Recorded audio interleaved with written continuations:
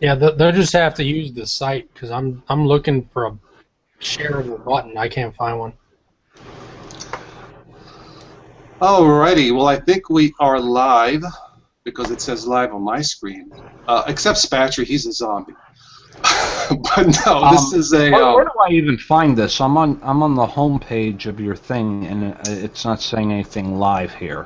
Yeah, we're both looking on two different devices. Okay, well, on my screen says live, so let's get started. People who are listening to this, welcome. This is a live Total OS Today live event number 4. I did 3 of these last year solo, and I got very lonely, so all of my friends are here for this evening. Welcome back. This is a combination fundraiser and frequently asked questions. One of our terrific community members, Matthew Moore, specifically his wife, had came up with a unexpected medical emergency. I just found out about this a week or so ago. So we are running a donation drive for this evening. In exchange, we will offer you for the hour or more some free tech support answers if you have questions about, say, Chrome OS, Windows, Linux, dual booting, stuff like that. Since all of us dual boot, well, except Spatchy. I don't know what's wrong with him. He's the one that needs medical help, but no. Hello, everyone, and welcome. So, Spatchy's making a funny face. Why don't you guys introduce yourselves real quick? Go ahead. Who do you want to start with, us? Sure. Okay. Well, most people already know me, Matthew Moore. I got mattstechhub.com. I have the YouTube channel, and this is my better half, arguably. So Arguably. Uh-oh. I have to leave. Right. Goodbye. I started something. So you said this on video, so I have this forever. Okay. Okay. I'm his wife, Allison. And it's evidence to use in divorce court. Yes. This is a family show. Oh, I'm sorry. Hi, I'm Spatry, and this is Cup of Linux. Cult of Linux, right? Whoa. Go ahead. Okay. Who's next? They're all muted. Yeah, they're all muted, so I guess they don't. Hello, I'm Ben, and I'm just here for the fun. There we go. Now you guys are unmuted. Sorry. Hello. I'm Ben, the Linux fan. All right. Yep. What are we talking about? All right. Why don't we get this started here? Matthew and Allison, explain to us exactly what happened. Well, back in January, I was working, and unfortunately I twisted my ankle. And what started off as just, what should have just been a simple sprain turned into a blood clot. And unfortunately, the treatment for the blood clot put me in the hospital. Pretty much I almost died. Lost 45% of my blood. They had to give me 3 transfusions. The night I went in, I had a seizure. I went into shock. It wasn't looking good. I spent 5 days in the hospital, racked up a whole lot of bills on that one. And the other unfortunate thing is, from the ankle sprain itself, it looks like I have developed disorder, CPRS. Complex regional things. Yeah. What is that exactly? Well, what it is, not a lot of people get it, but what it is, there's really no test to find out if you have it. They judge by looking at your skin. If you have skin that's red, puffy, if it's painful to touch, mine looks pretty bad. It's painful to touch. It's red. Well, I can't even, just it laying by itself, it's in a lot of pain. Forget touching it, it's even worse. And what it is just, it's pretty much just a lot of pain. Your nerves just aren't functioning properly, so they're sending pain signals everywhere. And there's treatment for it, but the issue with the treatment is not everybody responds to it. I could be looking at years of treatment, or this could be permanent, and I might not ever be able to walk again or work.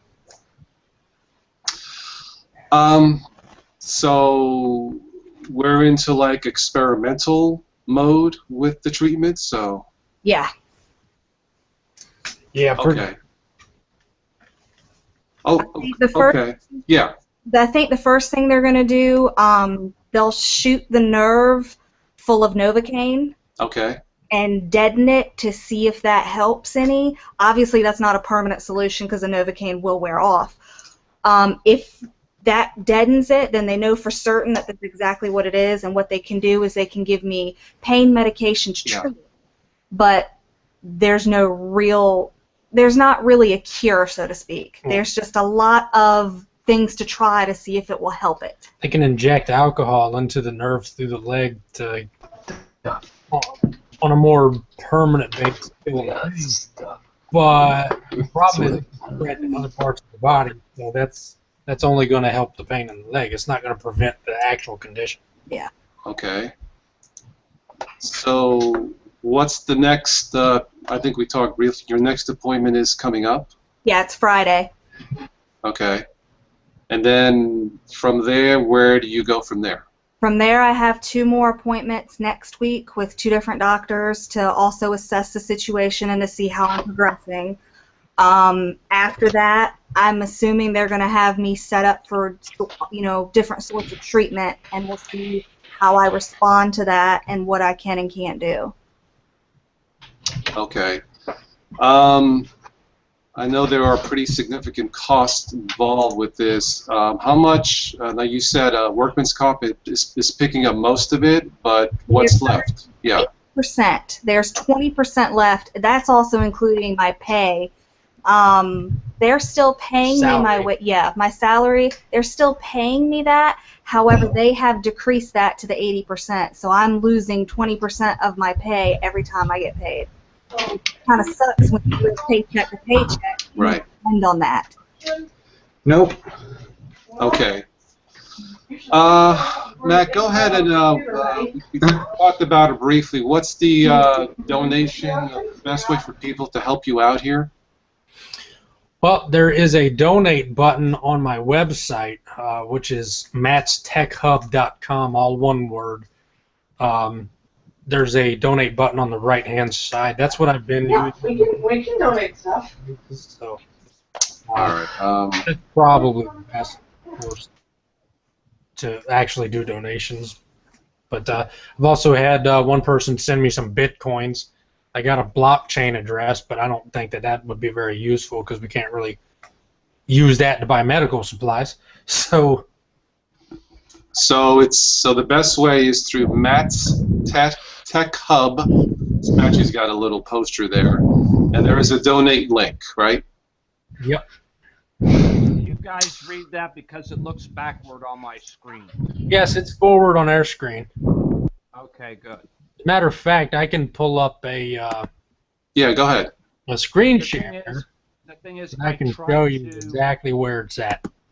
I tried to put the link in where people could click it on the live chat on YouTube, and it wouldn't let me put in any links. So, yeah, so you're going to have to visit matchtechhub.com, and the link is on the lower right corner of the page. Unfortunately, we couldn't put up an actual link. Yeah, I have the site here on my screen. If you could see it, there's the URL. Yes. There's no apostrophe or anything. It's just all one word. matchtechhub.com. Down on the right-hand side, there's a little donate button right there. You click that, and it'll just shoot you over to PayPal. So that's pretty much. That's what I've been doing on Google Plus because some people wanted to contribute, and that's what they've been doing. So I figure we'll just keep doing that. When, Allison or Matt, when would you guys think you'll get a better definitive answer if that's, I mean, like if that's even possible, treatment, when do you think that will happen, or how far do you think you need to go so you know exactly where you stand? That's a good question, because it took 3 months just to get the appointment I have Friday. So I'm going in Friday. I'm hoping, what we're kind of hoping for is that the practitioner will see how bad it is and get the doctor involved, and then hopefully we could start treatment the following week. That's what Okay. we're hoping for. I'm not sure how that's really going to all pan out. I think it just all depends on what they say when they see me. So this thing that happened, is this somewhat common, or it just happens at random, or what? It's not very common. Most people don't get this. It's usually triggered by an accident or trauma, like what I had, a sprained ankle. Some people could get it from a heart attack. It's just something that happens with your body, and the nerves just get all screwy pretty much. And it's not widely known because not a lot of people get it. So that's why it's really hard to say, oh, Okay. well, there's a test definitive for this, but there's not. Okay, and once again, officially, what's this thing called again? Complex, what is it?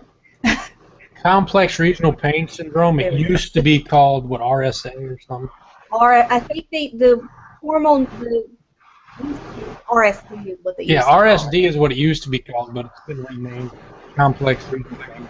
And there's 2 stages of it. I would have what they would call stage. I've found plenty of videos on YouTube explaining what this is. The TV show Doctors even did an episode on this. So there's plenty of information out there that could explain what it is better than we could. Yeah. So, Okay, we had talked briefly about the insurance situation down there in Virginia, well, at least down there from here. Now, explain to me what's going on there, why there wasn't much help for you down there. well, a lot of people in the United States are getting help through the Affordable Care Act, but unfortunately here in Virginia, the governor did not extend Medicaid, so we don't get those subsidies. The cheapest insurance that we can find is about something around. It's about 380, Yeah, about, and that only covered one of us. yeah, that wouldn't have covered. that's $380 a month per person, and that Right. had an $18,000 deductible.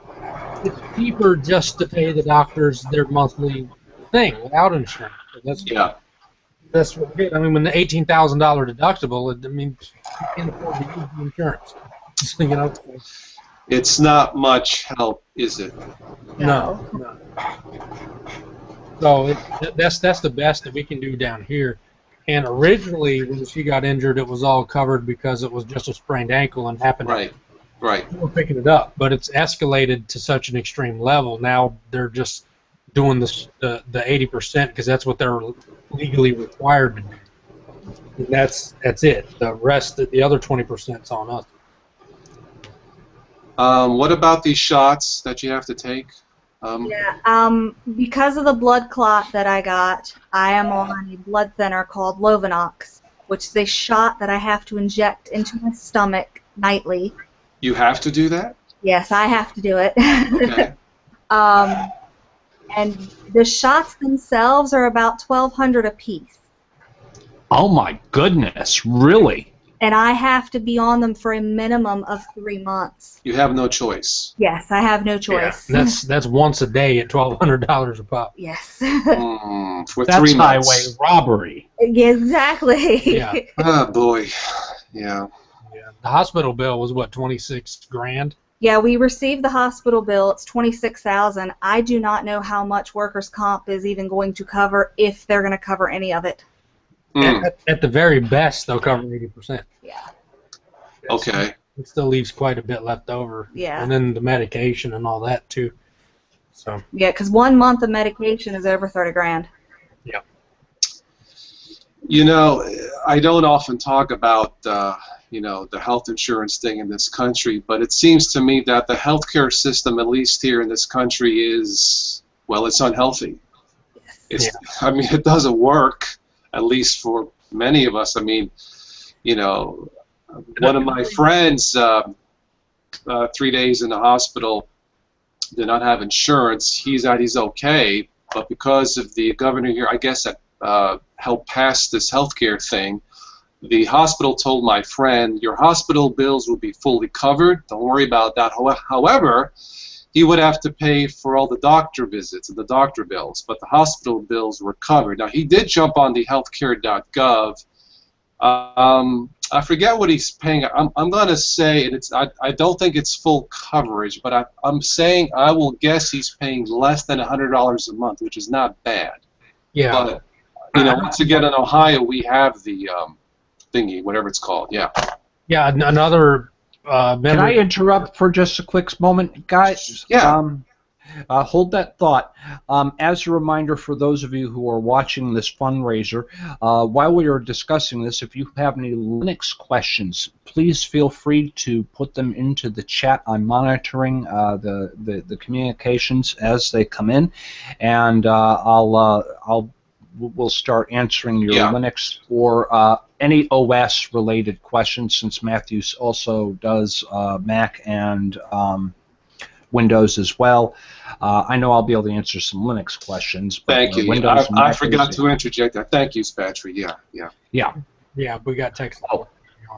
Oh, and should I wait till, maybe I had to wait a little bit, but I have a little surprise announcement I'm going to be making during the show, but I guess you guys are going to have to wait for that. Yeah, let's, I tell you what, let's go into the surprise tech support mode, say about 8:30. Sound good? Yeah, that gives it gives about 10 minutes, and then I have a surprise announcement I'm going to be making. Oh, here it comes. So, well, not until it's time. Hey, no jumping the gun now.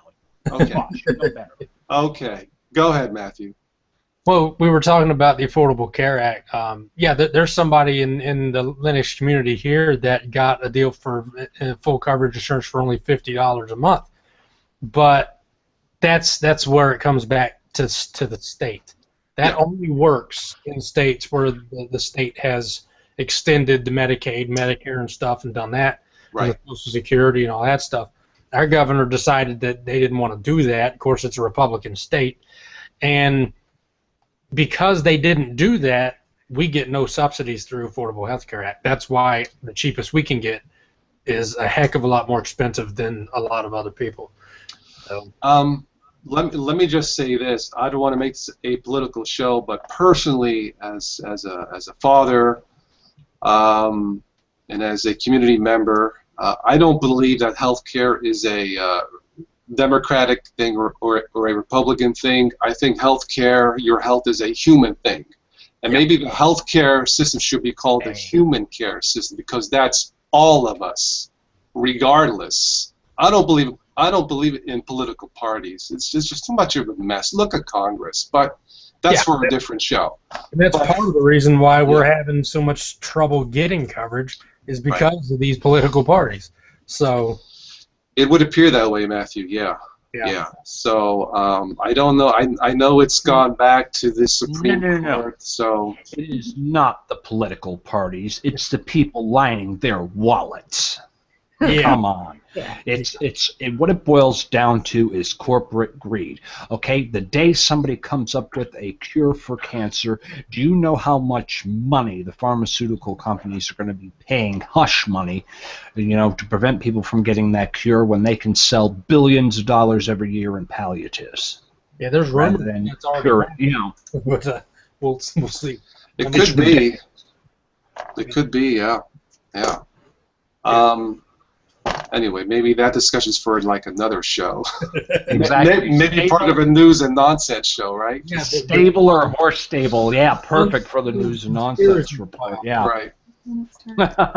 Right. Okay.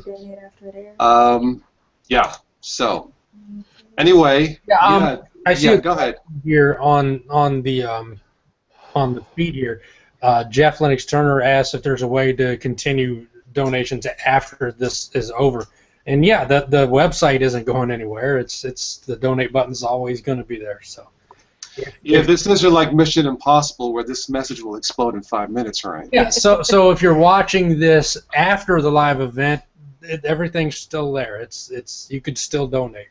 Yeah. Spatry here is the cheerleader with the with the site. It's Matt's Tech Hub. NoApostrophe.com. There is a donation link. Any amount will be appreciated. Yeah. It's for a good cause. So, and in exchange, we're going to answer some of your tech questions for free. The show is through 9 o'clock, but if there are questions to be answered, we'll probably stay a little longer. So. Oh, by the way, I have something written on the other side of this sheet of paper, but I can't show it until it's 8:30. Okay. All right, that's coming up. Welcome, by the way. I want to say another welcome to all of the other guests here. Yeah. Thomas looks like he's having a really good time there, sitting down and just listening. Yeah, I'm glad Jeff Hello, Thomas. hopped in because he said he wasn't even going to be able to make it, that he was working and stuff like that. And Yeah, it'd be cool. great to have him actually on the show. So, are all the seats taken? No. So, hey, Jeff, why don't you hop on in and say hi? Yes, Spatry gave you permission. Yes. Yeah. Well, he's from It's Canada. yours. You can talk a little bit You- about it. It is a health. Fox, it's your show. You're the one giving the permission. Oh, that's right. I got confused. Yeah, this is total BS today, not Spatry's cult of Linux. Matthew, that was a classic. Cult of Linux. Beautiful. Yeah. I love it. That's I am so gonna run with that one of these days. You watch. So glad to be here. We did that on that News and Nonsense episode. About 3 weeks ago. Yeah. That was fun. Cultoflinux.com and Total BS Today. Right. And that was a fun episode. I've been called worse. I have too. Yeah. As a reminder, we'll have all another of- show Sunday night. So 8 I'm p.m. sure all of our channels get an equal amount of trolling. Definitely. Oh yes. Probably by the same people, too. You know, really not as bad as it used to be when we before they turned it to G+ tube. You know, because now you can put language filters on everything, and And it's a lot easier to ban people now, too. yeah, it's easier to ban people and stuff like that. But Yeah. the thing is, I hated the way they changed the the comment system and stuff like that. Yeah. You know, yeah, I really hated it, and Yeah. It's not as user friendly. I hate those linked comments. Every now and again, you'll get somebody Yeah.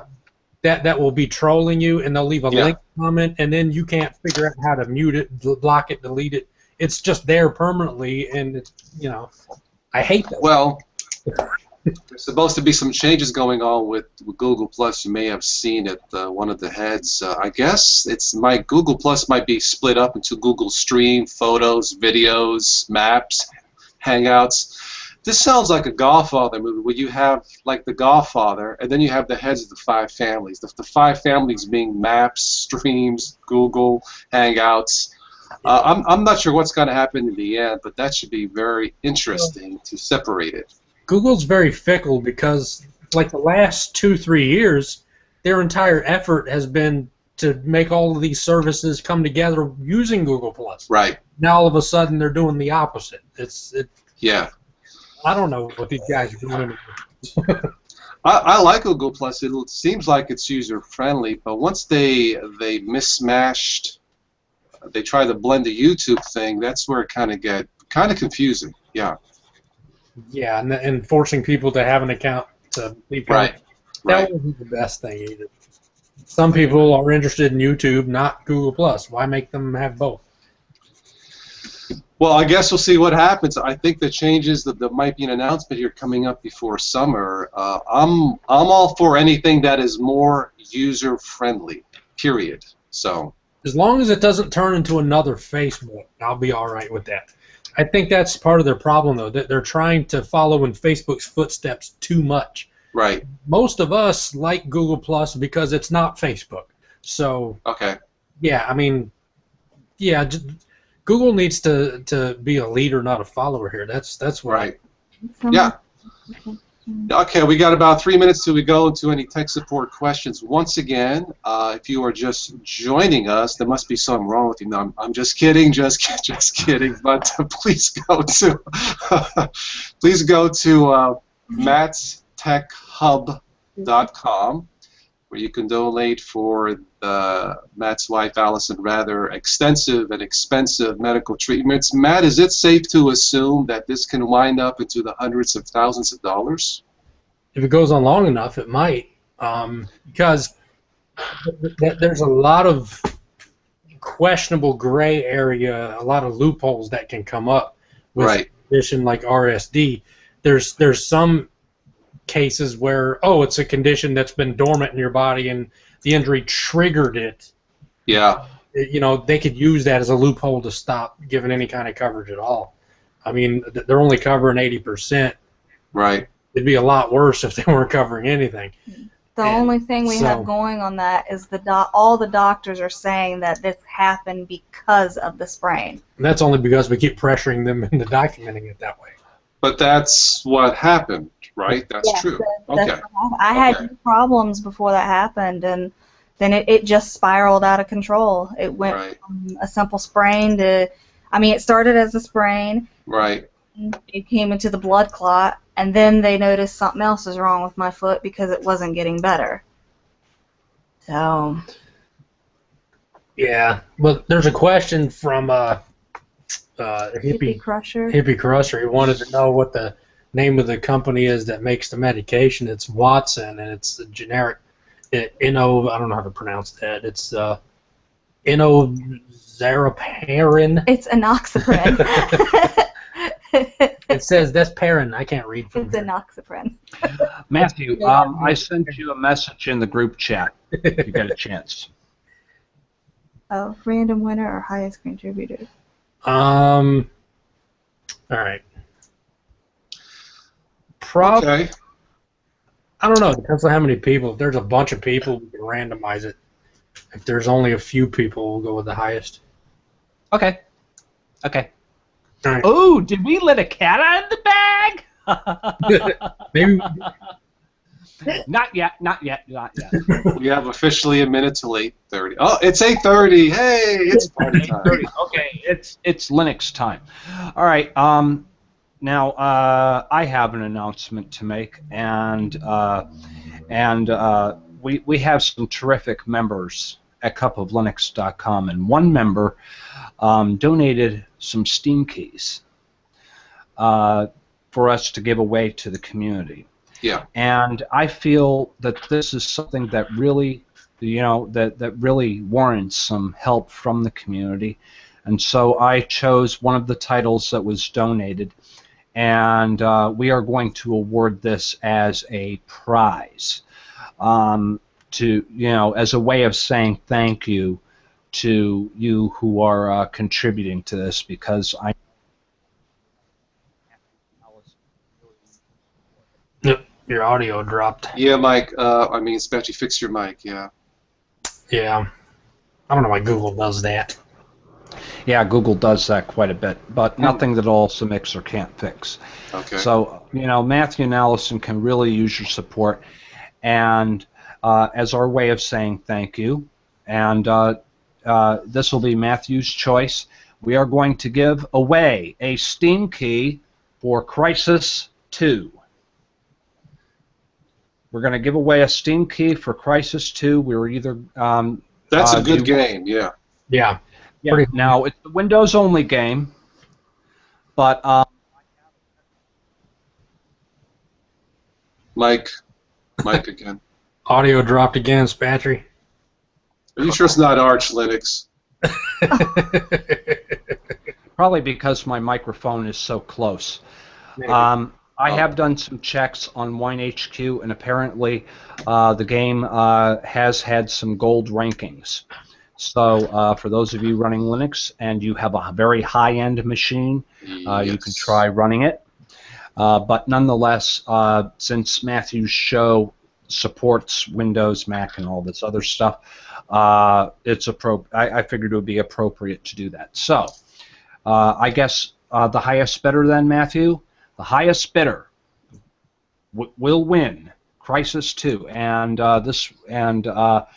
and the prize will be awarded at the end of this show. He's monitoring his emails, and whoever submits the highest donation will get the Steam key for this. Yeah, my son has played that game. Yeah, that sounds great. My son certified that game years ago. It's a great game, by the way. I think he also bought Crisis 3. They both look good, so definitely it seems like a fun game to play. Yeah. I have it on Android. And Okay. it is a cool game. Yeah. I have the Android version of the game, so yeah, it is very nice. It looks good. Yeah. Yeah, it does. Yeah. And hopefully that'll be something that'll eventually get Sure. ported over to Linux, because if you know, and that's coming up for this weekend show, Saturday at 7 p.m. New York time on Mumble. Cup of Linux is going to be talking about the state of Linux gaming, and when we and it has been less than a year since we've had a gaming discussion, and the titles that Steam has now has doubled. Nice. It has literally doubled. They have just passed 1,000 games, and if you count all of the mods and downloaded content, we're talking 1,800 and some odd titles that will run on Linux, and that can be roughly maybe a little bit more than 1/5. Well, look, as soon as they get available Halo Schmalo, count me in. Well, they have that. That's called Metro. Oh. Yeah. So yeah. So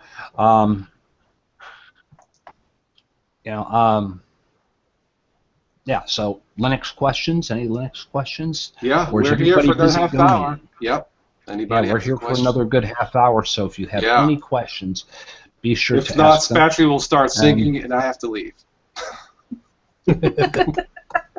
No, I'm not going to do the NSA song again. Oh, thank you, Jesus. Thank you.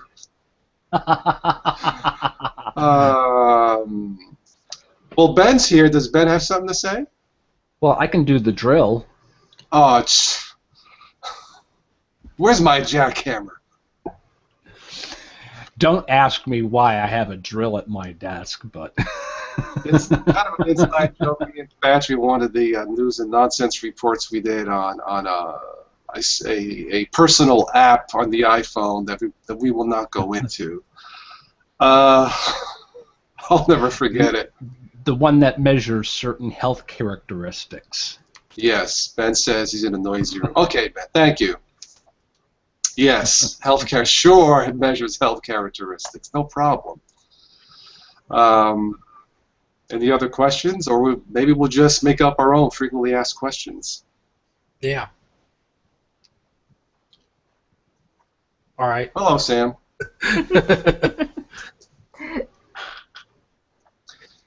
Okay.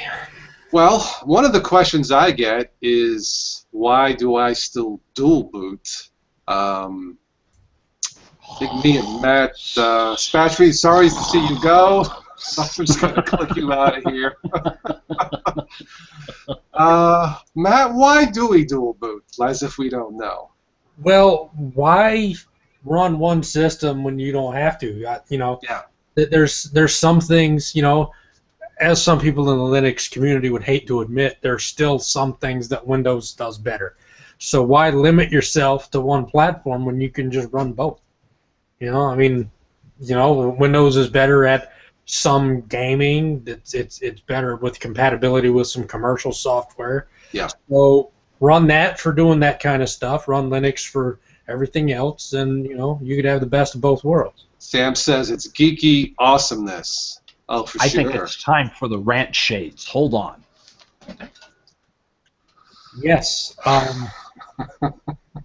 The Seeker over here, he's watching. He just left a comment that Yes. I've had problems with this. He's had problems with this. Fishman loves Linux has had a problem with this. And that's in Manjaro. There's been a lot of difficulty trying to get printers working properly. Yes. Especially under the HP LIP software. Now, when it comes to standard printers, I've actually solved this by there's a post on the wiki page. Okay, Thomas, bye. Yeah, he has to go. Cool. there was a post on the Manjaro wiki that basically instructed you to remove all of the current cups engine and replace it with the stock cups engine from the repos, and that fixed that problem. But there's still an issue getting that to work properly with the HPLIP driver software. I don't have an answer for that, so I don't know if anybody else out there does. Let me ask Sam, you're watching, what Linux do you use? I like Linux Mint.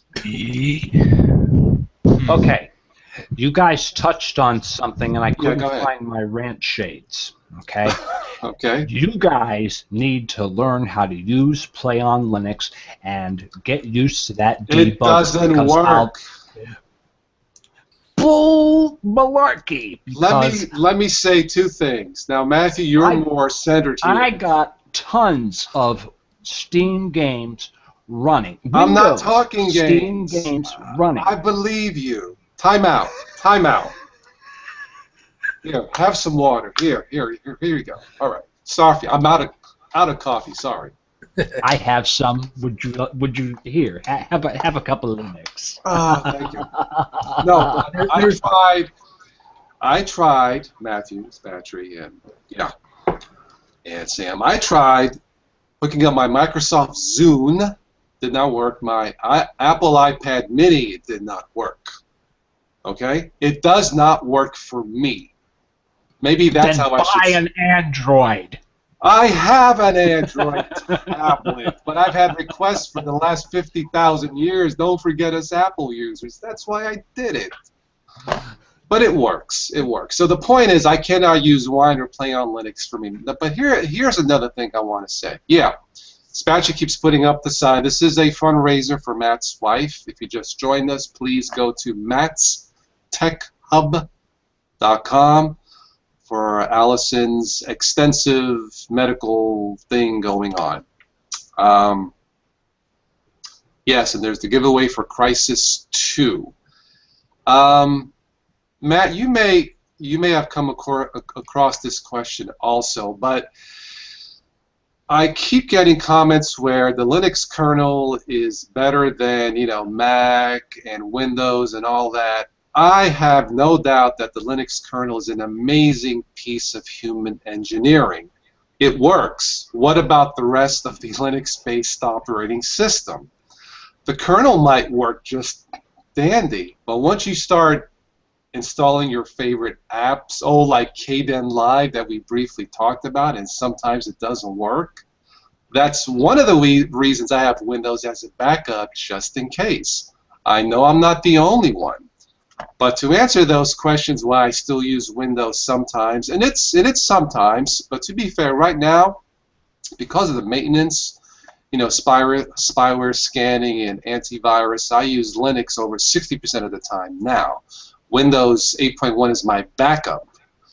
But in cases where, say, Kden Live just doesn't work or it crashes and I don't feel like searching for a solution, I'll go to Windows 8. But to answer those questions why I have to use Windows, I have to use it sometimes, but not as much as I used to, which is a credit to the Linux community. But right now it cannot completely replace my Windows partition. Matt, how do you see it? Well, I think a lot of it comes down to personal preference, and I'm reading the comments coming in. Tom Procus wants to know why Linux distros are broken all the time. I think sometimes. Yeah, I think a lot of it comes down to personal preference.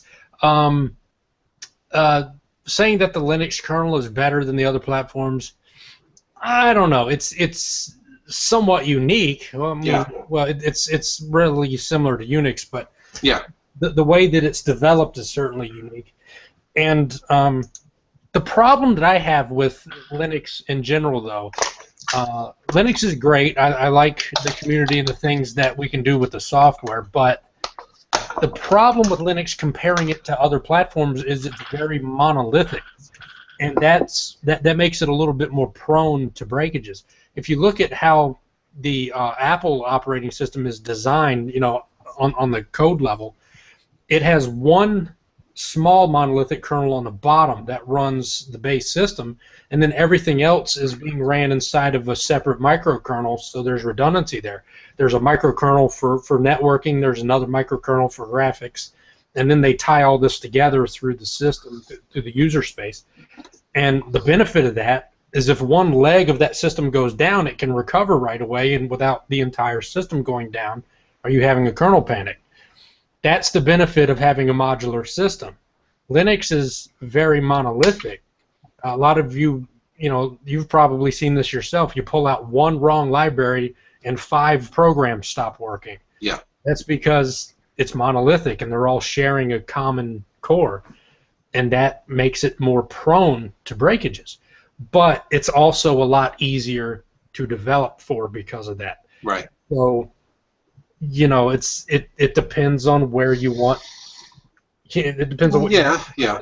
If you want a platform that's easy to develop, easy to tweak out, easy to customize, well, being monolithic is a good thing. It really makes development more easy. But from a stability standpoint, it's kind of the wrong way to go. But Linux as a whole, because there's so many people constantly involved with it, it still manages to be equally stable as a lot of other platforms. So that's quite an accomplishment that a small group of people and one Linux kernel by itself can work with so many different diverse pieces of hardware. It's quite an accomplishment. Well, especially one time we were doing this news and nonsense about Windows, and when he had, I think the last Windows you were using was Windows 7 at some point. Dispatchy says, to install the updates and wash, rinse and repeat over and over. I sympathize. I sympathize with the maintenance and the updates. It's much, much easier in my Linux Mint or Ubuntu or whatever I'm using. It's much, much faster. And that's why I use Linux mostly, if not completely. But I will say this, as a Windows user, I think some Linux distributions that are high quality, I think it's amazing that developers can pull it off to where I would say your best Linux distros are probably, for myself, speaking strictly for myself, are probably 95% complete, meaning 95% close to completely replace my Windows operating system. Now, that being said, for people who are not technologists, people who are not artists, content creators like ourselves, it may not matter. Linux Lite, a Manjaro, a Zorn, Ubuntu may be 100% complete for that specific person because they've gotten much better. But, for me personally, the only thing keeping me on Windows is a lot of the peripherals that I have require Windows software. Like my iPad Air and I got a Sony MP3 player. I have to use Windows software to manage the content on those devices.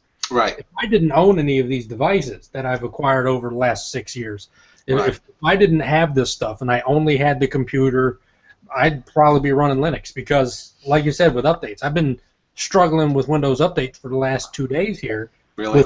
With both of my Windows 7 computers. There was 12 updates, and I installed them, and 4 of those 12 updates keep wanting to reinstall themselves. Even though they're already installed, Windows updates doesn't recognize that they're installed, and they just keep going over and over and over. I had a problem with that once, Matthew. I had to I should jot down all these fixes both in Windows and Linux, but I think I had to go to the registry, which I don't recommend for a new user. I had to delete something or turn something off. I can't remember, but that's part of the thing that Spatry was saying, this maintenance issue. It's easier in Linux. It's that simple. That's why I use Linux mainly now, because I've gotten used to it. I did some updates today. It had to install security patches, which is normal for anything. There were maybe like a half a dozen patches that took over an hour. That's a lot. That's a long time, but that's how that works. That's what's normal for Windows. Now, getting back to the things that don't work for me in Linux, I'm not blaming Linux. The Zune wasn't designed for Linux, and neither was the Apple iPad Mini. I can live with that, and that's fine. But I continue to be amazed at the progression of user-friendly Linux distributions. My first one was Ubuntu back 2005, 2006. From there, I went to Linux Mint, Zorn, which is great. Of course, Manjaro Linux, which is based off of Arch. If you read the documentation, that might be something to look at. I've tested a few of them, a few of Manjaro based. I got to tell you, the speed of Manjaro, I've never seen anything like it. So my hat's off to you guys. Yeah. I got something to interject into this because you were talking about how long and painful a Windows update is. Yeah. And that's something. Now, Mom's laptop has Windows 7 on it. Okay. But she never boots into it. Okay, we only have it there in case it's absolutely needed. And I actually had to shut off automatic updates on it because I went like 3 months without booting into the Windows side of things, and I figured I'd let it update. Big mistake. 2 hours of time that I couldn't even use the machine, waiting for it to shut down and then reboot so I could go in and get the work done. So now I have the automatic update shut off entirely, and I won't even let it update, you know, because if I need to get into Windows to do something. Yes.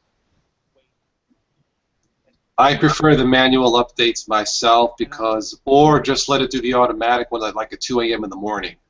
So. If you have a fast internet connection, Spatchy, check your mic, please. yeah, if you have a fast internet connection on any Linux distribution, Manjaro, Debian, whatever, if you have a fast internet connection, you have to download a gigabyte of updates. You can still get that update done in less than a half hour. And if you have a really fast internet connection, it'll get done in 10 minutes. Now, Sam says his family is keeping him on Windows. Why is that?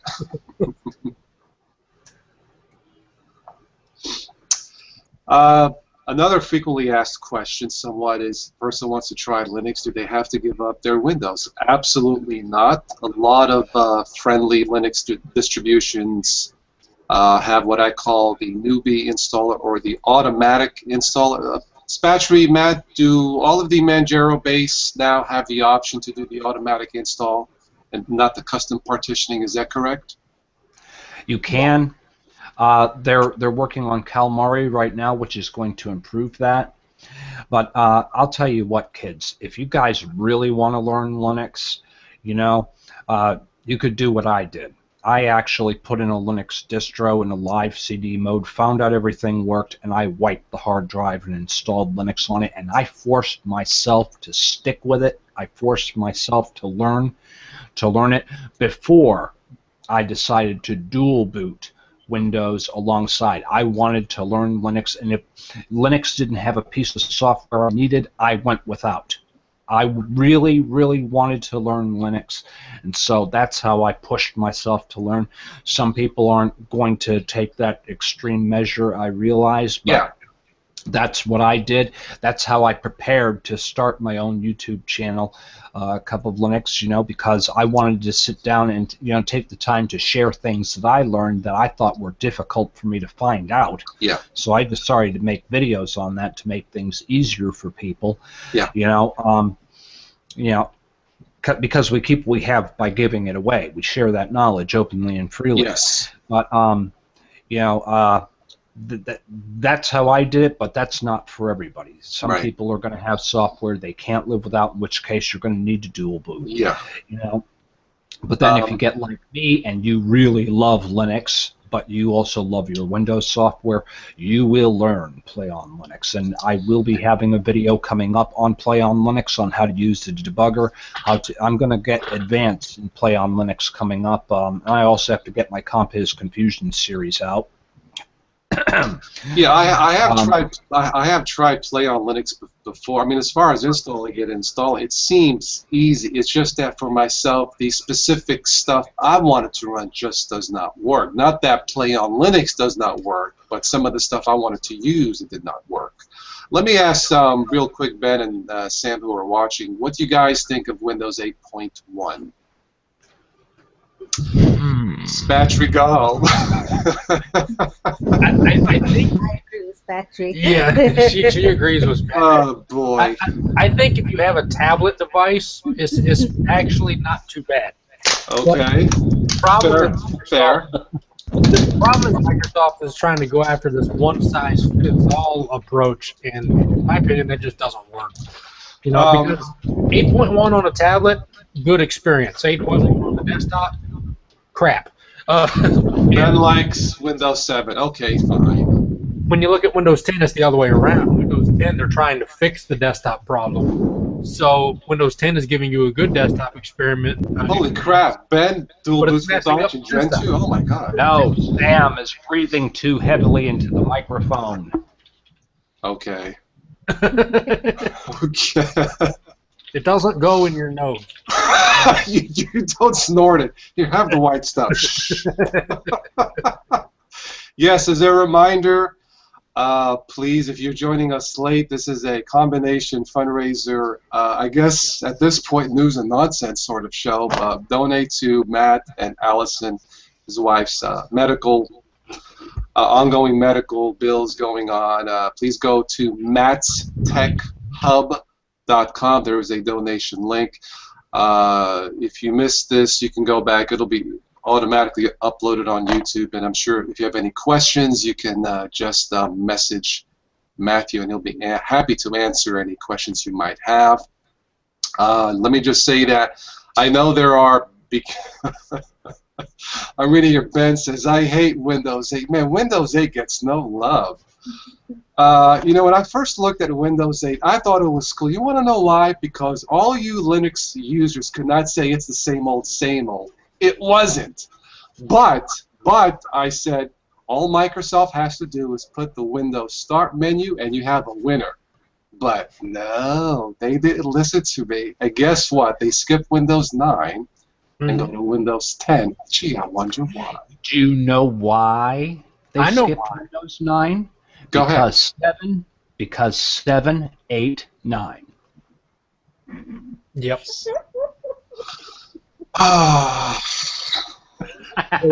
The real story about that is bad code, because yes, the prefix in the software APIs back in Windows 95 and 98, the developers are lazy and just put Windows 9 whatever, because the APIs only look at the first digit.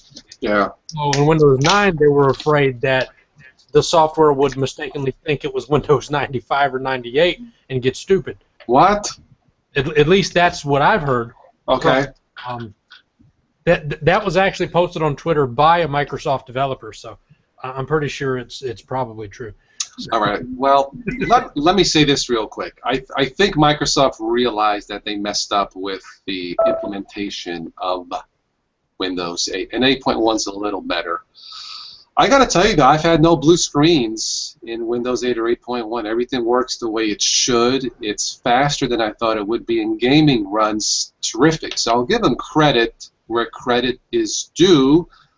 I still need, well, now they know they needed a start menu, because I think the transition for many people from Windows 7 to Windows 8, I think that shock was just too much, and they couldn't quite get used to it. There was nothing wrong with Windows 8 or 8.1 technically. Visually, I think, is where people went, what the crap is this? I think that's a fair statement, but I think Windows 10 will be a winner. That's my opinion. Okay, yeah, so once again, if you are joining us, please go to Matt's Tech Hub. This is he's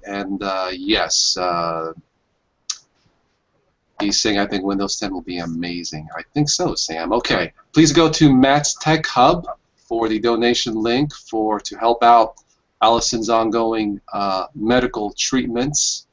It's almost 9 o'clock, but we could stay on a little bit longer if you guys want to. I purposely made no plans for this evening. I'm cool with that. Okay. So you Any other? Are you looking at the comments, Patrick? I closed out the screen by accident, but if we have any more tech questions, not right now because I'm not right now because I'm making sure that Matthew has the prize so he can award it. Don't forget, guys, the highest bidder, the highest donator will win a digital Steam key for Crisis 2. And you can either add that game to your library or give it to your friend. It's a Steam key. And just open up Steam and import your key, and then you've got a game in your library. So I'm just making sure that he has that. Shadow7, I just caught a quick comment here. He updated his mom's Windows 8 today, took all day, 846 megabytes is about 3 hours of downloads. Well, I don't think the download takes, at least not for me, it's the installing and rebooting, like Spatry says, watch, rinse, and repeat. That seems an outdated way of doing it. I get it, I don't like it, but all I can say is Windows 8.1 works the way it should, and I mean everything works. But the maintenance, yeah, I don't care for the washing machine, yeah. So, let's see, what other questions do I get? Oh, which is better for beginners? Ubuntu, Linux Mint, and so on and so forth. Look at our respective channels, mine, Spatry's, Matthew Moore's. I think if you are completely new, and sometimes I'll post, something for dummies. I mean dummies, someone who needs help. I say that with all friendship and respect that I can give you. But if you are completely new, a dummy as it were, maybe Zorn, because it looks familiar. And if it looks familiar, maybe you won't jump off the ship so soon. From there, branch out into Linux Mint, Ubuntu, and then maybe some of the rolling distros like Manjaro or some other runs, but it's not that difficult. Basically, I will just about recommend anything that's stable, anything that has an automatic installer. Custom partitioning, I don't recommend. It's not that it's hard, but it may be easy to make a mistake, and then you mess something up, and then you'll be lost. So that being said, if it has an automatic partition installer, all the Ubuntu's based, I believe they do. I think Manjaro, I think all of them has. Try one of those. You don't have to give up Windows. I have not. I think, in fact, I have only one machine where it's an old machine, a ThinkPad R40, less than a gig of RAM, where I completely replaced Windows XP. If you are using XP, then that's no good. I'm going to send you a virus. Either me or Spatry will, but no. Don't use Windows XP. Drop it. Unless you don't plan on going on the internet, then go ahead. But you really should stop using it. It's no good. But you do not have to give up your Windows, and check out Zorn, Ubuntu, Linux Mint if you are completely starting off. Sam says his mom's computer is stuck with XP. Sam, that's not good. That is no good. So, cybercrime, cyber theft, it's 24/7. So, but that's my opinion. So, anyway, let's see, what else do I have here? It's 9 o'clock, but let's keep this rolling a few more minutes if you guys don't mind. Matthew, on the ongoing medical thing, anything else to add? I think we've gone over just about all of it. I think so. Okay. Once again, I hope your email has been lighting up there, Matthew. I hope people have been sending in donations and everything. I know every time a donation comes in for Distro Hunt or a Cup of Linux, it always sends me an email letting me know when, anytime a payment goes into the account, I always get an email. So I hope your email is lighting up well today, and you have somebody who's made a nice donation who will get that copy. Matthew has the Steam key, so he'll just email that out to tonight's winner, and he will be the one making the announcement as to who won. So whenever we're ready to end this, Matthew will have the figures, and he'll be able to do all of that. And sorry if I'm drifting off here, because I've got the Cup of Linux chat room. They're asking me for support on there, and one of the guys wanted to know how to do Wi-Fi, how to set up the network using the line user interface or command line. And unfortunately, I don't remember how to do that, and I suggested that they take a look at the Arch Wiki and read into the beginner guide, because there's a step-by-step there that tells you how to set up your network using the command line, or LUI as I call it, meaning line user interface. So I had people correct me on that one, saying, you know, you shouldn't call it LUI, but LUI means line user interface, where GUI means graphical user interface. So little piece of information there. Louie and GUI. That's a new Three Stooges Louie movie. and GUI. Yeah. Exactly. Yeah. Right. Louie and Well, at least it isn't one of those famous Dell/Broadcom Wi-Fi issues. Sam wrote GUI as in GOOEY, GUI. that's Louie, GUI, and Microsoft's Goofy Eufy. Yeah, right. The user extensible frickle frack interface. Yeah, right. Yeah, this Dell here. Unified Extensible Firmware Interface. Yes. That's it. Thank you. This Dell here has the famous Broadcom Wi-Fi chips. So, Uh-oh. I heard about that. yeah. But you know what?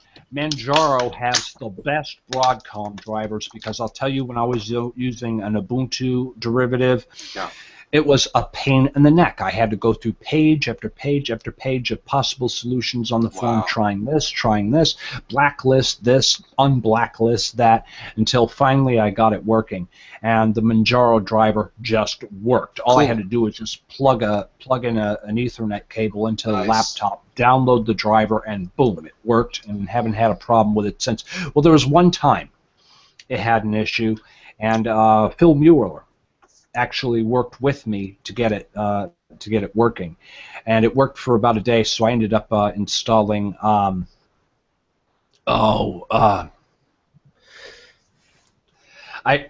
that program that lets you use Windows drivers. It's on the tip of my tongue, and now I can't. Indus wrapper. Yeah. Indus wrapper. You can thank Ben for that one. And then the next. Derpty derp. Mike's battery, Mike. And then after the next Broadcom update, it worked, and I didn't even need the Indus wrapper anymore. But yeah, it is what it is. And thank you, Google, for that microphone control. Especially given the Linus Torvalds finger. His audio keeps cutting out because he's over there in a different dimension over on couplelinux.com. Yeah. My microphone is super sensitive. If I start talking loud, it's going to go. Yep. I'm on a Chromebook, so I don't have that problem right now. Well, let's see. Here's another newbie question there, that I get a lot. How do you guys... oh, I'm sorry. Grab the coffee, bud. The super high... what's that one drink called? High nuclear fusion drink or something that you have sometimes? I forget what it's called. That Arizona RX... whatever it is. It's rocket fuel, right? Rocket fuel. That's what it is. Printers. I get questions about printers. What brand of printers work best with Linux? From my experience, HP, and Epson. Yeah, I was going to argue with Spatcher on that. HP, go ahead. Please. HP, no. Our HP printer's been nothing. I've had good luck with. Well, older model HPs, yeah. Maybe we got an HP printer over there. The problem that we've had we've had two HP printers, both had the same problem, where the HPL IP driver would only use the color ink cartridge no matter what color you're printing. So you print 3 pages of text, you're out of color ink. In my experience, in my experience, the best printer that I've had hooked to Linux was our Epson Workforce 2530. Yeah. That thing does not complain at all. I like Epson. Yeah, and on Epson's website, they even offer Linux drivers and RPM files for that printer specifically. Yeah, nice. Who says Linux isn't user-friendly? Linux chooses its friends, and it don't like you, Matthew. Yeah, that might be true. That might be true. This is not the hostile show, so calm down, please. Yeah, but I just want to show how friendly our community is. So good to be here. Matter of fact, we were talking about that earlier. Somebody asked a question about on the couple Linux forum. How do I get MCOL to look like Manjaro by Matthew Moore? I says, Matthew, you need to go on there and answer it and say, hey, stupid, if you want it to look like my distro, you got to install my distro. Yeah, I'm not that mean though. Yes, you are. Maybe. I'm not that mean. Hey, no kissing and telling. Welcome to the Dr. Phil Show. On today's show, we have Matthew and The Dr. Schmill Show. yes, Dr. Spatry. Yes. Well, let's see. Any other newbie questions out there you guys come across? I get. Well, I personally have talked to a lot of people about theming, but All right. You lost your mic. Okie dokie. Microphone issues for beginners. Use Windows 7 and you'll be fine. No, just kidding. And to have a professional show on YouTube, always make sure you point your camera at the brightest light in the house. Yes, we may dispel that theory tonight about us being professionals. It's a blind. Yeah. You're still using your Chrome OS, right? Yeah, I'm on Chrome OS right now, as a matter of fact. Nice. So how does that compare, let's say, maintenance and speed-wise, how does that compare to, say, Linux or Windows? Maintenance, there really isn't any. Nice. Speed, the software is really light, but that comes down to the hardware a lot, because a lot of these books are pretty low end in the hardware department. Imagine if you were able to put Chrome OS on a full-blown desktop, it would scream. And I'm not talking about Chromium OS. That's not the official Chrome OS. Yeah. But yeah, I'm pretty happy with it. There's a few things that it can't do, but for the most part, I've been pleased. A lot of people also don't know that Chrome OS is actually built on top of Gentoo's source code. That's what I read. Yes. So cool. that's At actually least it's better than Windows Starter Edition. Windows Starter Edition didn't even let you change the wallpaper. Oh yeah, no contest. Who needs wallpaper? I'd probably take Chrome OS over Windows 7 Professional, to be honest with you. Okay. But it's just it's because it's trouble free. It's like an appliance where you could just plug it in, turn it on, and just use it and forget about it, like a toaster. So yeah, it's more of an appliance. So if you're a person that just does email, social media, videos, music online, Chromebook will nice. That perfectly fine. You don't. That was just $200, right? At a special you bought last year. Yeah, $199 retail for this one. The prices have gone up on this model since then because it's grown in popularity. But okay. But yeah, I'm happy with mine. Cool. All right, Spatchy's putting up the cheerleading signs again. But yeah, as a reminder, this is a combination fundraiser / tech support show for Matthew's wife Allison, ongoing expensive medical treatment. Please go to mattstechhub.com, click on the donate link, or you can certainly check out, and please don't forget, by the way, to check out all the YouTube channels. Myself, of course, Spatry's, and Matthew Moore's channel. I know some beginners out there have learned off from me, and I have picked up some tips off of Spatry and Matthew also. So if you are a beginner to the world of Linux or not, definitely check out all three of our channels. They're all very user-friendly, and Sam says he has a YouTube channel out. Just want to throw, okay, what kind of a channel do you have, Sam? Just not really one particular thing. It has multiple purposes, I guess. I think it's them kinds of channels with videos on it. What topics do you cover? It really depends. Let's see. I'm checking on that. Give me a moment. Well, my YouTube channel covers. A lot of people do software reviews. I'm more into the how-to videos.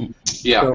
So, I have videos on Mac, Windows, Linux, iOS, Android, RIMS, QNX. I get a little bit of everything. So Let's see. my channel. Yeah, I guess I have some reviews, but yeah. Yeah. I mean, I have some reviews, but I have just. I guess for VirtualBox stuff, it's sort of how-to-ish. I don't know. I guess my channel is just a mixed channel. Okay. All right. Does your T-shirt have Windows 2000 written on it? Yeah. I believe it or not, I'm the first one to be wearing this exact shirt. Nice. That's a collector's item. I guess. Okay. Well, yeah. I mean, it's the biggest Microsoft collector's item is on the Longhorn. He's got a Windows shirt on. Oh, go home. Spatchy looks like he's ready to press the ban button. Yeah. You're right here. Yeah. I love when he goes on about that. That's the worst and greatest sin coming on a Linux show wearing a Windows shirt. Oh. It's just what I happened to be. Maybe evil maybe he's just cured with his Linux duality. You know, you could get a better use out of that shirt if you ever run out of bathroom tissue. You can cut it into strips to wipe with. Matthew, send him a virtual smack across the face, will you? Just, Jeez. It also makes great kindling this time of year in the fireplace. The Microsoft driftwood. Driftwood, okay. Today on Spatry's Cult of Linux, we're going to take Windows T-shirts and we're going to burn ourselves in them. I'm looking at one of the comments. Wolf Ranger 2008 says he recalls quite a few people kill their Windows netbooks attempting registry fixes to make the wallpaper change. That's a bit drastic. So I have a tech question. What do you guys think of the new stuff from Apple, this $17,000 smartwatch that they came I was going to save that for Sunday, but this is what Spatry has been waiting for, this $17,000 luxury exclusive. Wait, I'm not done, Matthew. This watch, I didn't know there was a high demand for an 18-hour watch. The battery life lasts 18 hours. Spatry's drill battery probably lasts longer than the watch. Probably. Oh. Well, I used to be a big Apple fan. That's not really a big secret. But lately, they've just been making me laugh. I watch the Apple event, and I see this new, really nice MacBook of theirs, and it only has one port on it, which is a USB-C port, which is also the charging port. So you can't charge it and have a peripheral plugged into it at the same time, which is really. There's a post on our forum about that too, showing a video and all this other stuff. People are nuts to buy this stuff, and a watch that only has less than 18 hours of fully charged time. How dense are these people that think that people are actually going to waste money on this trash? Well, about the MacBook, if you looked at the cutaway, it basically has iPad guts in it. And it's got a get this, it's got a 1.1 gigahertz Intel Mobile M processor. I thought those things were obsolete almost a decade ago, but they got one of these things. It's on a Broadwell chipset, but it's still the M, it's still the M class, and it's 1.1 gigahertz integrated Intel HD graphics, one port, and this thing's $1,300. I mean, it's tomorrow's technology today using yesterday's computer. Darn, I wish you. See, Apple makes the stuff. I mean, if you were to put this in front of me, and could you guess the price of this unit? I'd say somewhere between $250 and $400. Nope, it's $1,300. Tom, how much says would you pay? Would you pay $500? Would you pay $800 for the very low price of $13,992? You can have the latest crap Mac. Very low price, you said. Oh wait, there's more. $1,000 smartwatch. Apple's like a lot of like people on MacRumors.com or something. it's a fashion piece to show people how rich you are. And I'm like, no, it's a Well, fashion piece to show people how ignorant and much of a douche you are. It doesn't even look good. But I mean, wait, okay, technical the support is a breeze. Just wait on hold for 30 minutes in our Middle Eastern hotline. okay, reminder once again, Spatchy's doing the cheerleading sign. Thank you. Did you want a smartwatch or a brand new? And I did this out of the kindness of my heart, just for you. You have a heart? Oh my God! No, just kidding. Yeah, you want to see it? Here, let me cut. Once again, please go to Matt's Tech Hub. Click on the donation link, please. This is a fundraiser / tech support / news and nonsense show. I didn't know we were going to go into that for the fundraising for Allison's ongoing expensive medical treatments. And in exchange, we're giving you, I think, something worthwhile, but I'm not sure anymore. So. Yeah, we're giving away some free crap. And Yes. Spatchy, tell us again about the Crisis 2 win, please. Crisis 2. Crisis 2. Yeah, yeah, it's a game that you get that well, Matthew will send the highest whoever gives the highest donation. Matthew's going to send them the Steam key. Okay. Spatch, I have a question on my notes here. One way to try Linux is through a USB install with a persistence. You're pretty good with that. Can you explain to the newbies how that works, please? I'm sorry, what? And we lost your mic again. What were you asking me? I'm sorry. Yeah, I was pulling up a news and nonsense report for okay. you. How a persistence file works on a USB bootable Linux. Give advice to someone trying to try Linux with a USB stick to install the persistence and all that, because you used to do that a lot. So. Okay, well, to do one with a persistence, you're going to need a tool called UNetBoot, and I think that's the only one that does it. I don't even make them with persistence anymore now. I just use dd from the command line. I run sudo dd if equals the location of the drive, the location of the ISO, and then of equals the location of the flash drive. I don't even throw a persistence on them anymore. Yeah. The built-in Ubuntu image writer that comes with the Ubuntu distros, it can do persistence files. A universal USB installer can also do that. Okay, yeah, I wasn't aware of that. I thought it was only UNetBoot.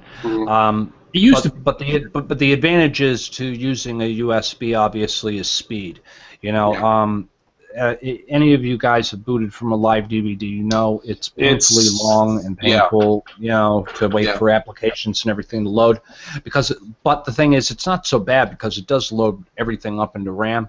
Great if you're running Puppy Linux or something like that, but if you're running a modern distro, you really want to use a USB because the transfer rates are a lot faster. Yes. Basically what it is, version of bootable sticks, so it doesn't install anything. It doesn't wipe out your Windows. You have to go into your BIOS, reboot into the BIOS. I think with HP you hit F10. It's different, and then you have to choose to load boot from a USB stick, but it's perfectly safe. There's nothing for the computer or the Windows to crash. It doesn't install anything. So it's one of the safest ways besides, say, VirtualBox. Yeah, the latest version of OpenSUSE, its image writer, you can download that for more than just OpenSUSE to work on other distros like Arch and Manjaro. It automatically creates a persistence file. And in the case of OpenSUSE is using ButterFS with XFS as the home directory, and it automatically configures that to work out of the box. So if you have an OpenSUSE live USB key written with the SUSE image writer, you don't have to do anything else to it. It'll work with the persistence file right out of the box. Matt, you were using OpenSUSE for a while, but then you stopped. I'm sorry, Spatchy, but are you still using OpenSUSE, Matthew? Not really. I like OpenSUSE and the stuff that they do, but I've grown pretty fond of XFCE. And when you look at the desktop environments for OpenSUSE, they do have an XFCE version if you use the net install or the bundled install. But They should make a children. it's not implemented as well as some of the other distributions. If you're a KDE fan, OpenSUSE does KDE very well. So Yeah, they should make a children's version and call it Dr. Seuss. I like that. Yeah. yeah, the Barbaloot OS or something. Right. Yeah. Thing 1 and 2 Horton, here's desktop. the code. Yeah. Well, hey guys, Yeah, Horton, here's some code. Dr. Sousa. Sam likes it. Yeah, Dr. Sousa. oh, and they keep muting my microphone. I hate this, but hey guys, I'm on the Ars Technica website, and I've got a nonsense report for you. Are you guys ready for this? Sure, go ahead. NSA, NSA. Oh, Everybody loves jeez. I the should have known. NSA. New smoking gun further ties NSA to omnipotent, quote, equation group hackers. All right, and this came out today actually. Researchers from Moscow-based Kaspersky Lab have uncovered more evidence tying the U.S. National Security Agency to a nearly omnipotent group of hackers who operated undetected for at least 14 years. The Kaspersky researchers once again stopped short of saying that the hacking collective they dubbed Equation Group was the handiwork of the NSA, saying only the operation had to have been sponsored by a nation state with nearly unlimited resources to dedicate to the project. Matthew, Spatry has this unhealthy fetish with the NSA. Can you send them one of the doctor's phone numbers that you're using? Because I'm not sure what's going on in his mind with the NSA. One of those. Psychological. Yeah, the NSA, the no strings attached agency. Yeah, or the National Spatry Association. Yeah. Come on, we got to have some kind of comic relief in here. Not that I'm not really funny. That they discovered the CIA has been trying to break Apple security for a number of years too. A lot of people would tie that kind of thing with the NSA, but the CIA is involved in the same kind of stuff. We just don't hear about it as much. So yeah, I think they all do it. It's just that the NSA is the one that got caught, so that's the one we keep talking about. But it's the government.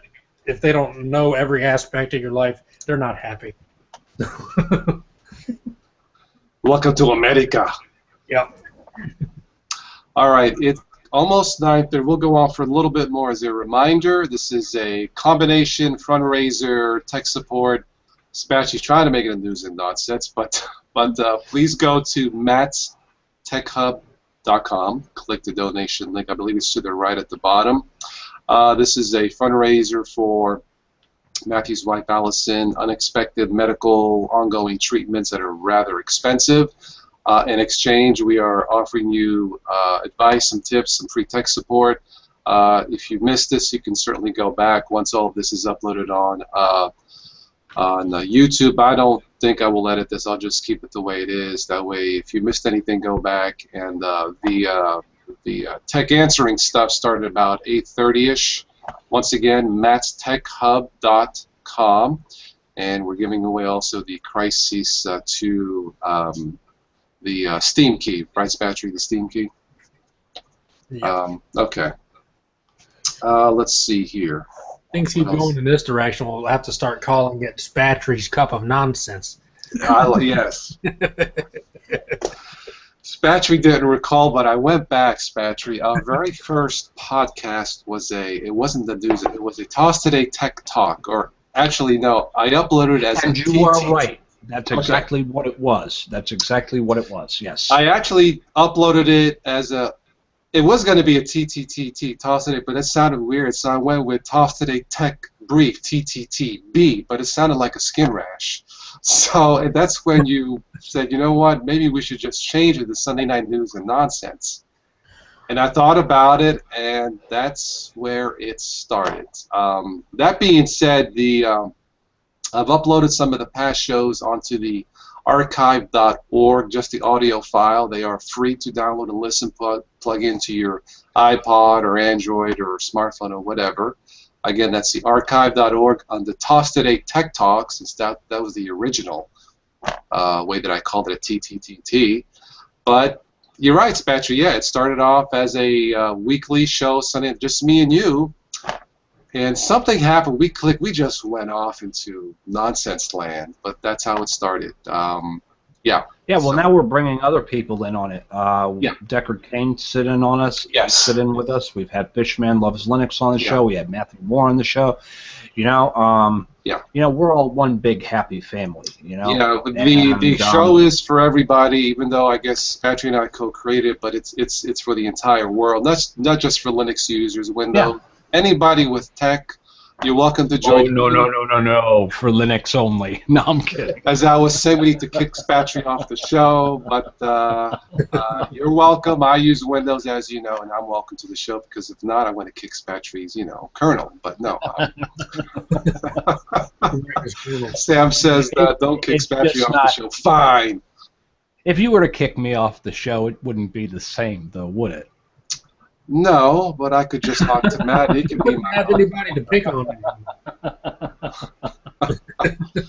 Oh my goodness. Anyway, don't give me any crap. I'm already full of it, and I'm proud to say that I'm full of it. That's a fair assessment. Let me check back to the comments real quick. Survey. Ah, boy.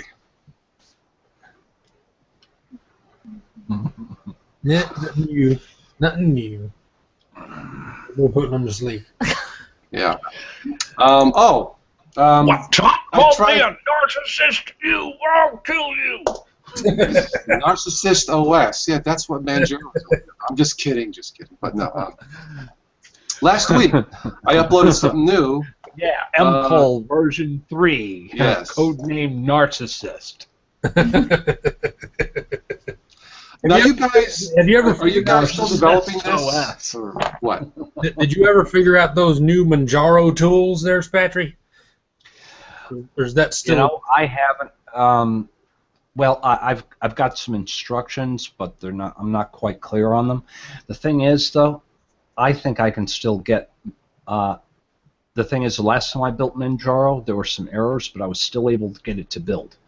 And you know what? I think the same errors still occur, and if that's the case, I think I might be able to use Manjaro ISO to build the next edition. Because I love hacking. You know, if I can still get the old code to build, I'll use it if I can. Yeah, maybe pull it in. Because it looks like they did complicate it quite a bit. So if I can do that, One person was asking. that's a sonic screwdriver there. Yeah, some person was asking on couplelinux.com how to do it, because they were wanting to update it. I'm like, I don't know. I'm still trying to update mine. You know. Okay. Well, what I can do is I still have. I can try and run a test build sometime this weekend. But the thing is, right now, what's on my plate is I'm preparing for the show this weekend for the Steam, and for the status of Linux gaming, and then to kick that off before that show starts, I need to get my Steam and Wine video up so I can show you guys how to hack Wine. Running the debugger and getting things working sometimes it gives you clues on things you can do. Also, I still want to get the Compiz Confusion series. I had like 6 Compiz videos I had to tear down because I had somebody's because I had a logo on the screen and they got pulled for trademark infringement. Compiz is not being developed anymore, so how safe and stable is it? Actually, it's still being maintained in the Manjaro repos.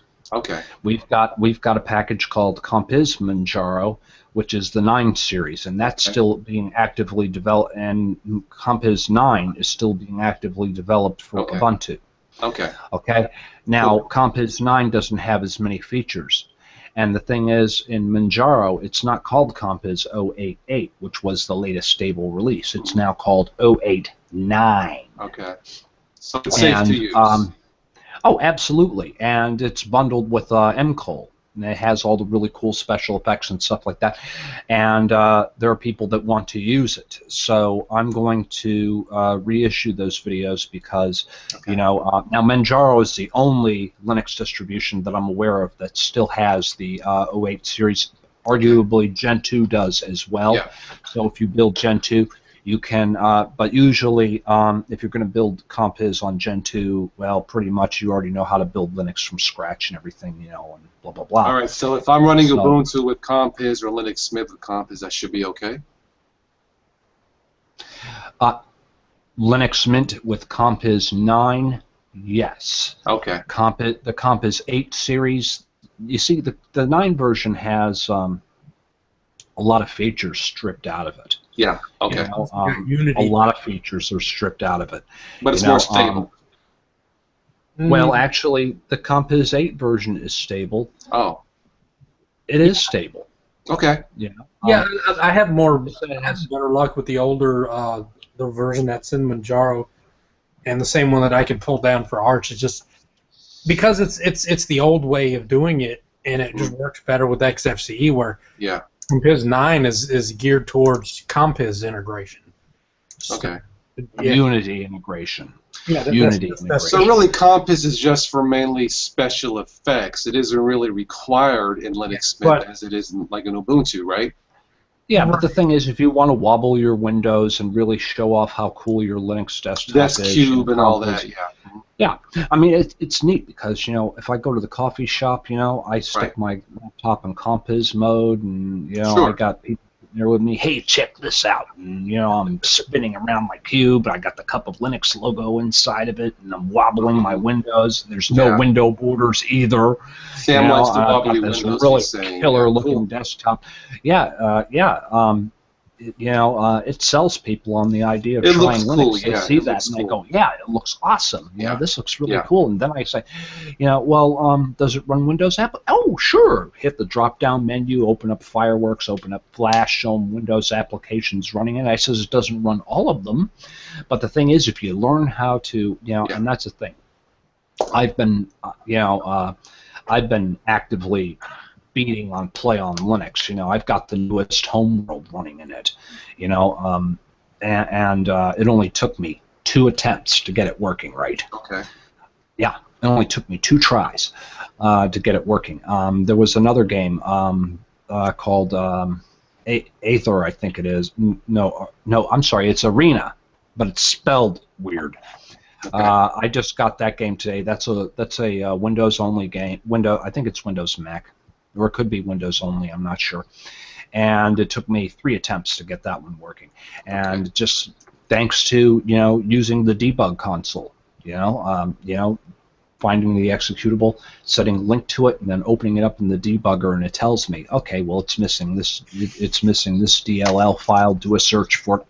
So I got to install, I've got to install .NET Framework in order to get this working, Maybe you try running it in windowed mode instead of full screen mode. There are different tricks you can try, and it gives you a great sense of, accomplishment when you can get a Windows program running in Linux, and not only get it running, but getting it running well. And I just figured out a neat little trick, because a lot of times games will, you'll be playing the game and then 10 minutes later the audio starts crackling out. Well, I found a solution for that, and I'm going to be covering that as well once I do another Play on Linux video. So I'm actually going to create a new user account on my computer. I'm going to go through the whole process, install Play on Linux, install Steam on it, and then start installing games from the Steam library. I will say that 90% of the games in my Steam library that run on Windows, and if they have a Linux port, they definitely run in the Windows side of things. For instance, I bought this game, Anomaly Defenders. It has a Linux port. But one thing, I don't know what the problem is, but when I try and run the game, it hangs on the loading screen. I was kind of hosed by that. So I says, well... So I installed I says, I haven't looked at Steam. in wine in a long time. Matt's face through the. It's been 4 years. It's been 4 years since I looked at Steam in wine, so I used Play on Linux, installed Steam, installed Anomaly Defenders, and boom, it worked. And I was like, wow. So, and I actually beat the game too. Spent As you can see, hour Spatry really likes his games. Once he gets pumped up on coffee, and he doesn't drink as much as he used because I haven't lost as many speakers being blown out from 2 years ago. I'm just kidding. well, we can attribute this to Google's censoring my microphone and Spatry had a trademark on the audio. He had a trademark thing like. I sort of have one towards the end. I'll say, hey, like, and that's it. And as always, I'll catch all of you in the future. Well, Spatry caught me by surprise, and not just me, but in the beginning, we're going to take a look at ABC, Shiznit's Linux right now. And like the speakers just crack on Spatry's cup of Linux. Then he would explain he would have too much coffee week after week, and I'm like, and you know what? Coffee. I still do that, but you can't tell because I take the audio and I run it through a compressor, and so that when I get really loud, all the audio is compressed, so a whisper is brought up to the level and the yelling, and so it's all equalized. It's more balanced, right? And it's balanced so that I'm not blowing out anybody's speakers. And yes, it is loud audio. All right. But I still yell at the microphone. I do it. I do it almost every episode. It's just that you can't tell because I've gotten better at my craft. After I edit my entire timeline on Acadian Live, then I export it. Yeah, Sam mentioned something about sound. You still use Audacity, right? Minus the soundtracks. I mute the timeline area where the soundtracks are. Mm-hmm. I mute that out, so it's only just the audio of me speaking, and I export that from Acadian Live as a WAV file, and then I massage it in Audacity. Export it as an OGG file, and then import it, drop it on the timeline. It's perfectly synced from beginning to end. Maybe do a video on that for aspiring content creators, Patrick. Your mic. Google censored him again. Yeah. I probably already have done that, and Okay. Before I give Matthew and Allison the last word, because it's almost 9:40, I would like to say one thing on a side note. About a week ago, because I've been doing this almost 5 years, thanks to all of you, Spatry and Matthew and all the rest, IG, my first podcast. I've learned from you guys, and I know there's other people learned off of me, but I was trying to think of something, what I can do to help an aspiring YouTuber. So I have a poll, informal poll, basically on that video there. Just each comment is a vote for someone maybe who's starting off on YouTube that deserves more attention, more exposure. You can vote for one of us if you want, but preferably someone who's new, needs a little bit of help, as we all did starting off. So take a look at that poll if you know anybody new, and it doesn't have to be just technology. This is opened up to, cooking, music, and somebody mentioned, speaking of music, there were 2 or 3 votes for someone called Stephanie Forian. I think I'm saying her name right. She's a singer-songwriter. Guys, check her out. She is awesome. She writes her own stuff, plays guitar. A wonderful young lady. I don't know her, know nothing about her except on her YouTube, but from what I hear, Stephanie, for what it's worth, if you watch this, I think you're a star. So she's got my vote. Not too many subscribers, I don't think 100-something, but she deserves a lot more. She's terrific. So I just thought I would pass that out to help someone else who's aspiring here on YouTube. If you guys have any suggestions for someone, feel free to say so, but I thought I would do something different just to give something back to someone, help someone who may need a little bit of help here on YouTube. That's it for that. Matthew and Allison, we're almost done. Why don't you go ahead and maybe have the last word? Go ahead and maybe recap what we talked about and mention your website and so on. So you want to recap the medical stuff? Just briefly, yeah. Well, it's just, like we said earlier, what happened to begin with. It was just a simple ankle sprain that turned into the blood clot and put me in the hospital for 5 days. And now, unfortunately, I developed that syndrome. So we got a lot of medical bills. I'm on the Lovenox daily, which costs a lot, and not funny. And plus all the other stuff, not knowing exactly what kind of treatments I'm going to be looking at. Matt, you're not helping. But it's going to be a long road before I get better, if I even get better. So, but I want to say thank you to you guys for doing this, and for the people who donate. It definitely, I appreciate it. It'll help me out a lot and help us with everything we still need here. So, Matthew, we'll just stick with the website for now for the donation. Yeah, that seems to be the easiest thing to do. A lot of people already are familiar with the website.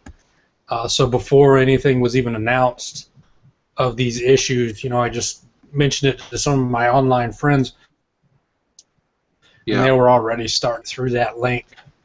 So we've just kept it going. But yeah, if you're watching and you do want to donate, the website is right here on my screen. It's mattstechhub.com, all one word. Scroll down, donate buttons here on the right. That's pretty much all. Yeah, so, yeah. This website is still under construction. I haven't tied in other communities to it yet, but I will. It's a work in progress. Cool. Thanks to all of you who joined us live. This was a lot of fun. It went over, but I think it was worth it. As you can see, we all get along. I've always said I put people first and technology second, and this is why. Oh, yeah, do we have a winner for the game? I almost forgot.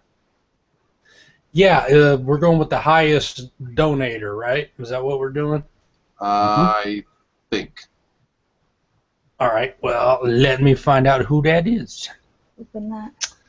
That's the top one. I know where it is. Dr. Phil. I don't think so. Okay, and the thing is, I think you can just reply. Mike. Go back up. So his name. Yep. What's his name? Where'd his microphone go? Did he lose it? Yeah, there it goes. I think you can just reply to the email that you received, because it has their email address. Yeah, it does. And then you can just send them their key. Yeah, it does. All right, so if we're going with the highest bidder, I got who that is right here. Now, you don't have to say how much, just say who. Yeah, before I announce that, though, I just wanted to say one thing. Crisis 2 is a pretty demanding game. It's Windows only. Yeah. So if this isn't something that you'll actually use, feel free to, not claim the prize if you want, and we can move on to the next person, because we certainly want this to be put to use. So yeah. So if whoever the winner is, if you decide that it's not something that you'll use, you can just donate it back in, and we'll give it to the next person until we find somebody that will. Sounds fair. So yeah, that person is, where's the name? Yeah, John R. Malskith. I think I pronounced that right. That would be the highest donation since we've been on the air. So yeah, congratulations to you. Congratulations. Cool. Yeah, absolutely. Congratulations, John. Yep. So we'll be sending that. Congratulations. Yes. Cool. And I'm finally able to turn my microphone on after that long meeting. Yeah. So, hello everybody. I'm sorry.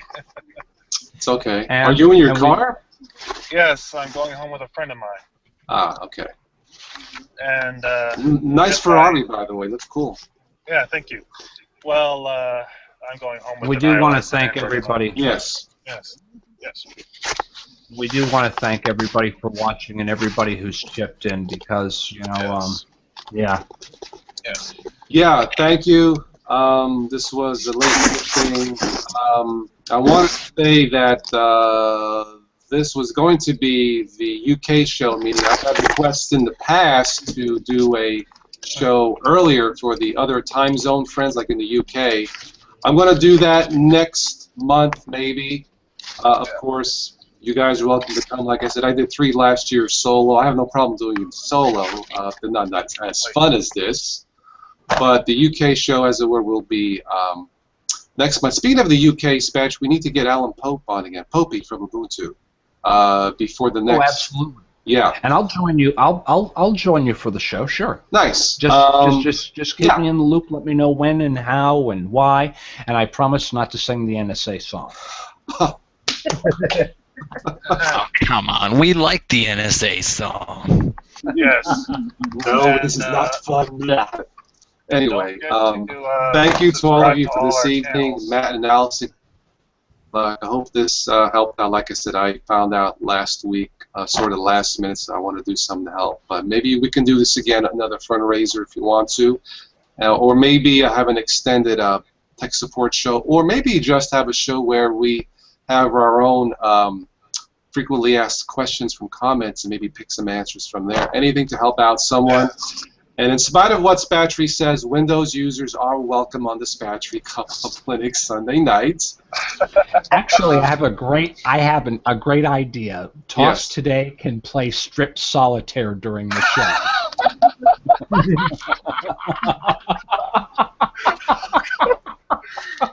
Spatcher, you always know how to crack me up. And he only jokes about Windows users getting banned or kicked.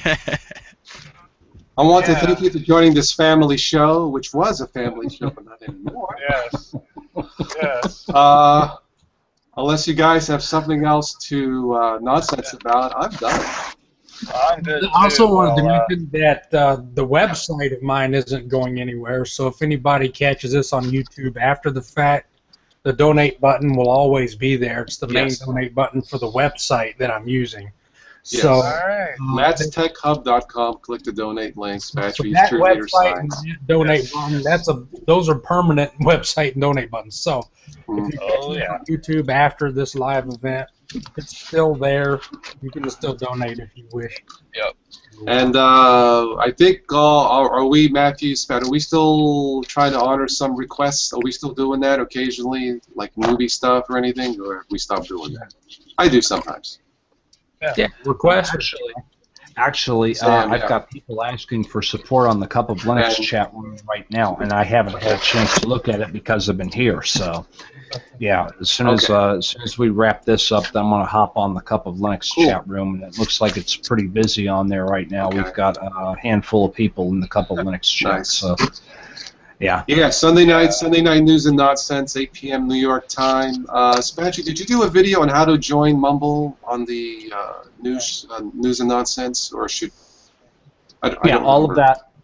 that. Well, the thing is, all of that, all you do is just visit cupoflinux.com and click the chat link, and it'll take you right to the page that gives you the instructions for connecting on Mumble.